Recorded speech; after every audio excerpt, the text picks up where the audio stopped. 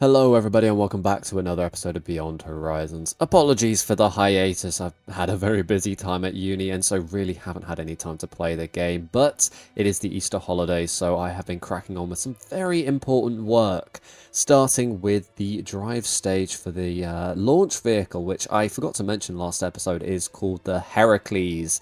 Named after, Heracles, who went to the underworld and retrieved Cerberus as one of his tasks. Which I thought was a pretty appropriate name, seeing as the goal of the launcher is to retrieve 3 Kerbals from the surface of Eve, which is basically hell. Yeah, I've been dragging my feet a little bit with this Eve mission and getting sidetracked with lots of other missions, so today we're going to finally get everything sent over there. So we started this episode with a quick trip to Tavern 3. It's hosting its first round of tourists, which were taken there by the Velma, which will need to refuel on its way back. Basically, we're running out of funds in the space program because we have sent so many things into orbit for this Eve mission and also for the lunar base that, yeah, we are starting to look a little bit dicey in the old financial department. But the tourist side of the business is always very lucrative, and so we got I think about 1.5 million funds just to take them there, and then another 500,000 to bring them back, but we'll probably have to do that in the next episode, because, well, we've got more important things to be doing today.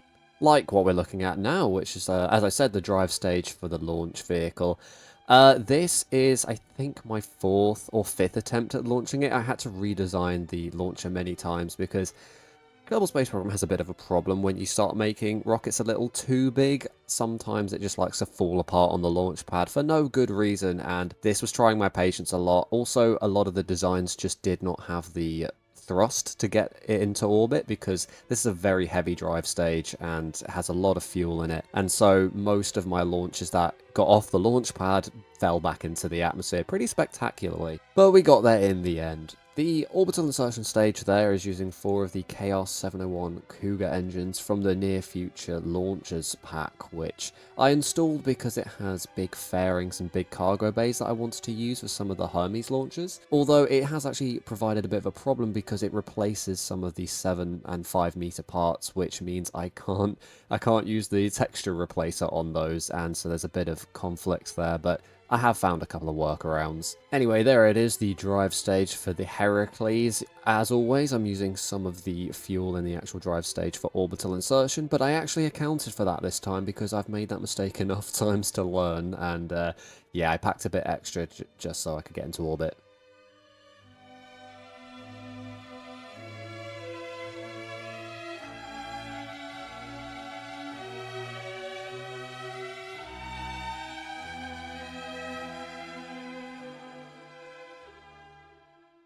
While the launch of the drive stage was definitely very stressful, the docking was as smooth as butter and really had no problems whatsoever. I'm using some of the vernier thrusters instead of RCS ones just because they have a lot more power, and this thing's very heavy, so I needed that power.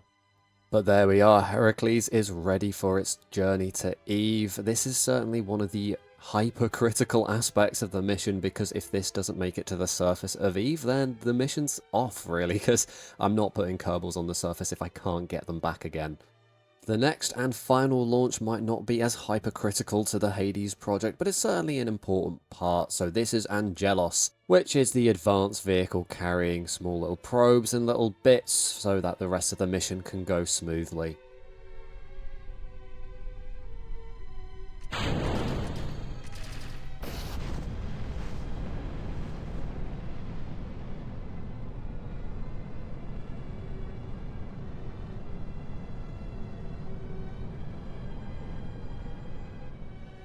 Despite its size, it's actually quite a light vehicle. Tucked away in that top fairing there is the hovercraft, which I've called Pond Skipper, which will be letting the crew of the surface part of the mission get to the submarine. In the second part of the fairing, in the middle there, we have a advanced rover, which will essentially be scouting out suitable locations for the landing sites for the base and for the launch vehicle and other bits like that. And we also have in that fairing a communication satellite, which we'll be putting in polar orbit just so that we can, make sure that we can always communicate back home for all the various unmanned part of the missions. I think this might have to do some aero braking when it gets out to Eve, because once again, the drive stage is also part of the orbital insertion stage. And while I did try to account for it, I'm not sure I've done that perfectly, but we'll have to just wait and see. I think it really depends on the trajectory that we're on when we get to Eve. Perhaps we might be able to do it without an aero brake, but this thing will be fine to aero brake, what with the fairing being quite protective and all that, so shouldn't really be too much of a problem. And like I said, this isn't too critical to the mission itself. I can do the rest of it without any of these parts. I think the submarine might be the hardest thing to navigate without the pond skipper, but, we can make the Kerbals swim if it really comes to it. But there we are, that is the final vehicle for the Hades project, now in orbit, ready to go, and the launch window is, well, pretty much now, so we'll get some crew in the Hades and set off for Eve.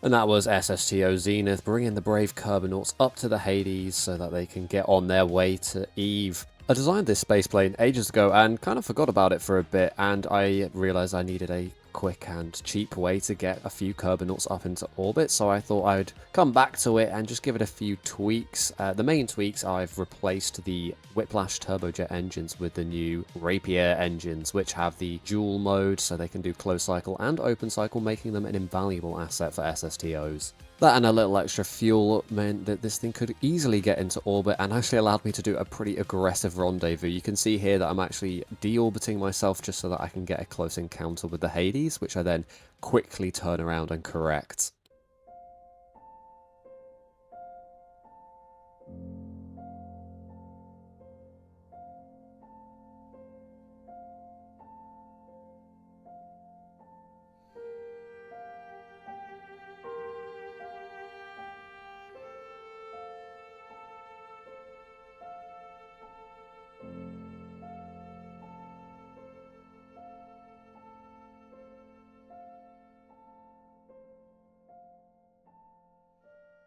Before we can set off, I need to fix a mistake I made a couple of episodes ago where I was trying to asparagus stage this drive stage, but I foolishly fed all the lines into the central tank rather than, feed one pair into another pair and then those into the central tank. So I'm fixing that now. It turns out actually that with the docking ports and the fact that this was all assembled in orbit, the fuel lines don't actually work. Even if you disable the cross feed on the docking ports, it just doesn't work still. So it was all for nothing, but at least we did our due diligence before setting off.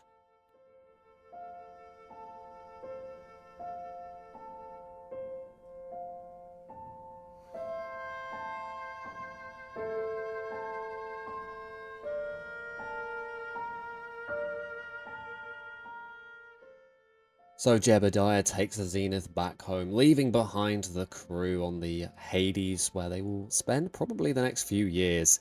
So on the crew roster, we have Valentina, Magdan, and Duddo. They are destined for the surface. Meanwhile, Seapond, Megan, and McDorf will stay in orbit. I brought Seapond and Megan because they have a lot of experience landing on moons here in the Kerbin system, so I figured they would probably be good to land on Gilly. And I was running out of engineers, so I had to bring Megan, and in my head canon, Megan and Seapond are like husband and wife, so I didn't really want to separate them for an extended period of time. Like, I felt like that'd be quite sad if one of them heads off to Eve while the other one has to stay on Kerbin, so they're going together. Anyway, you can see the Zenith flipping out of control there. That is not by accident. I'm doing that on purpose. I essentially saw that I was going to overshoot the Space Center, and so instead of trying to do like S maneuvers and, trying to gently brake, I just decided let's just flip this thing out of control, because that is a very fast way to bleed off speed. And when that wasn't working, I just invert the plane and pitch up as much as I can, basically nosediving straight into the ground, which is pretty dangerous, but hey, it's just Jebediah here piloting, just the thrill seeker, no passengers, so we can do whatever we like. And it works very well. We bleed off enough speed, and I am actually coming a bit short of the Space Center, and I don't have to use any fuel. Like, I have enough energy to glide back to the runway, which is pretty lucky because I had pretty much a drop of fuel left. I was really worried that if I overshot the Space Center, I certainly would not have the fuel to fly back, and I'd have to put it back in the ocean, much to the dismay of all the engineers who have built too many space planes for me to then just dump in the seawater and ruin all of those expensive electronics. Luckily, Jebediah is an absolute maniac in the pilot's seat and did all of that crazy maneuvering to bring it down on the runway. So with that exhilarating return, it's now time to send off the fleet to Eve.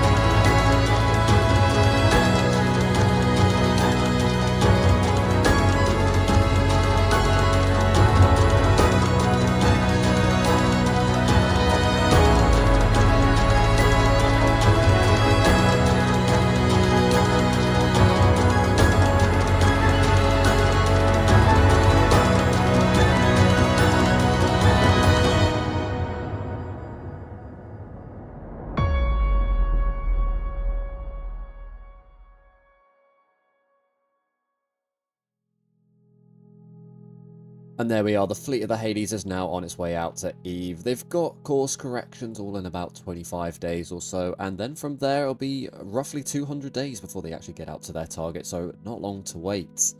In the meantime, we have plenty to be getting on with. I need to expand the Hammerhead station round the moon so we can get it ready for all of the infrastructure projects there.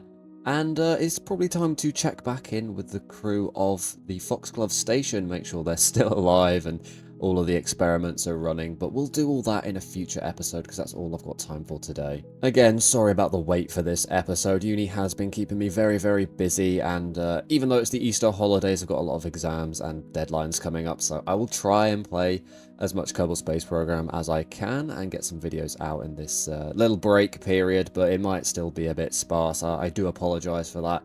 I've also been playing a lot of Haste Broken Worlds, which is taking up some of my free time, but yeah, I will try and get a few more episodes out.